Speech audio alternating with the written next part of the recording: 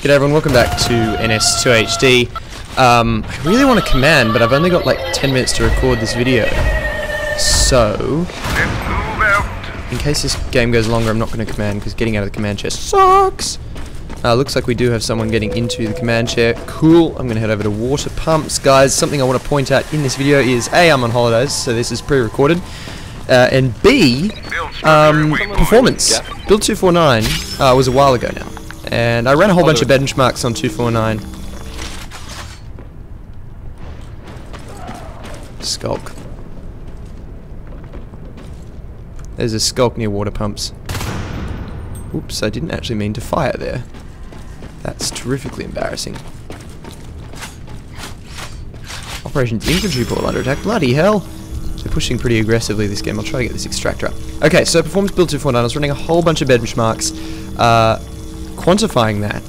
And in the recent June state of the game, state of development post, which you can read on unknownworlds.com/ns2, I put up this chart. This chart is basically the most complicated substance in the known universe. But it was the best way I could present this data. I want to talk a little bit about it now while I play this marine game on Mineshaft and explain it a little bit to you, perhaps if you don't understand it, or if you do, oh sorry, maybe you haven't even looked at it. That gorge is down, and let's finish off these hydras. So basically the chart, like any two-axis chart, has an x-axis and a y-axis. The x-axis along the bottom shows the time taken to render a frame. So 4 ms means that the frame was rendered in 4 milliseconds. You can convert from frame render time or frame time in milliseconds to notional frames per second, although it's definitely not an interchangeable measure because a frame time is one instance of a frame, whereas FPS implies over a whole second. Of course, it can be just an instance of frames per second too, but it's basically just not perfectly interchangeable, is what I'm trying to say. Oh, water pumps under attack. You can convert that by computing 1000 on the frame time. So, for example, if the time taken to render frame is 10 ms, then the equivalent FPS is 100, because 1000 on 10 is 100. Gotta get this phase up. 50 damage, 80 damage. He's gonna back off. Spandex Warrior takes him down. Pretty happy with that.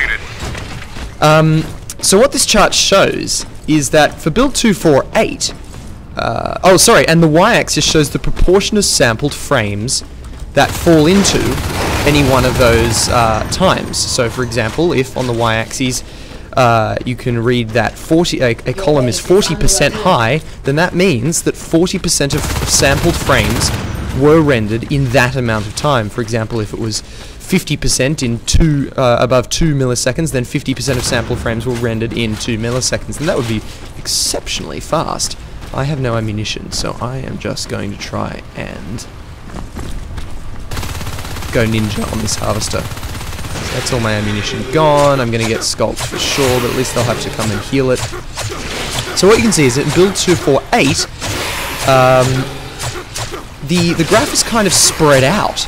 It's kind of dispersed across lots of different frame times. Frames are getting rendered at all sorts of different times, from about 4 to above 15, and there's a significant number of frames are taking over 15 milliseconds to render in build 248 in that sample. And so there's what we call that is variance. There's a very high variance in this sample.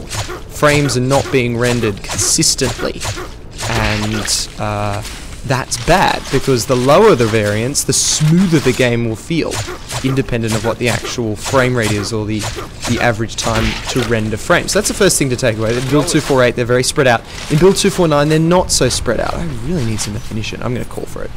Oh! Commander, I need ammo. Only 25 damage into Vega, homo. In build 249, they're not so spread out. The columns are a lot more tightly packed, and they're taller. That indicates a greater proportion of frames are being rendered in a set amount of time. That's good. That means that there's less variance, the frames are more consistent, and that means it'll feel smaller.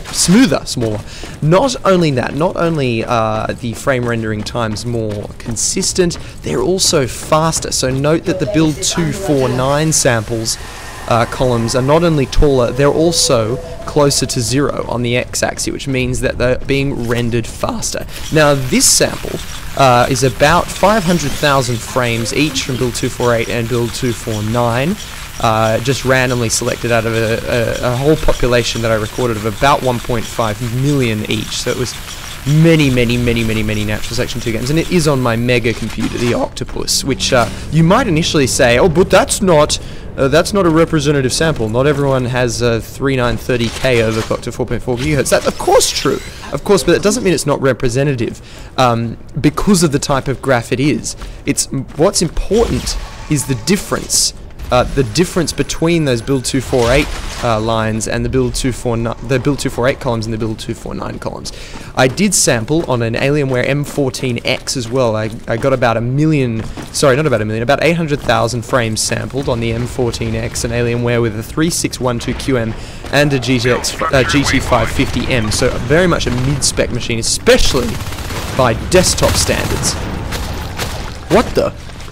It's an aggressive gorge.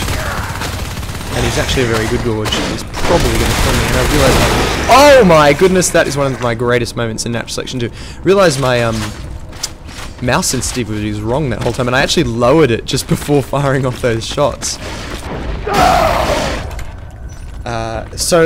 This a similar pattern was visible. So again, the M14X had... Not only were the frames being rendered faster, they were more tightly packed into a small area, so they were more consistent. Less jitter, less variance. And I also did a much smaller sample before I stopped because, well, I'll explain why in a moment, on a much lower spec machine with a an 8800 GT, so a real old school, and I believe an Intel E8 400. So that old workhorse of a dual-core CPU. Now, why did I stop? Because I realized, well, what's important here is not the absolute value of performance improvement, because it'll be different for everyone. What's important is that the relative change has been made. And I could go, well, the standard deviation of frames has dropped by approximately 45%, which it has in certain samples, and frame rate has increased 20%, which it has in many samples, but that's just not representative of the whole population. It's not representative of what you're likely to see. What you're likely to see is a big improvement in frame rate and a big decrease in the variability of that frame rate, and to assign absolute values to it is not it's just not representative of your possible experience because of the huge array of hardware that Natural Selection 2 runs on, the huge array of frame rates that people will experience, and that's PC gaming, guys. PC gaming is cool, it's more complicated. It's not like a console where we can just say, hey, it runs 5% faster, great. There's more to it than that, and that fade is dead. Fade down. Alright guys, so I hope you've enjoyed this Natural Selection 2 video. It's a bit of a ramble, but I did want to take some time to talk about that important graph and why it might look a little more complicated than you think it should. So, I'm still on holidays, so videos are going to be pretty thin at the moment, but thanks for watching everyone. I'll see you all soon for more NS2HD videos.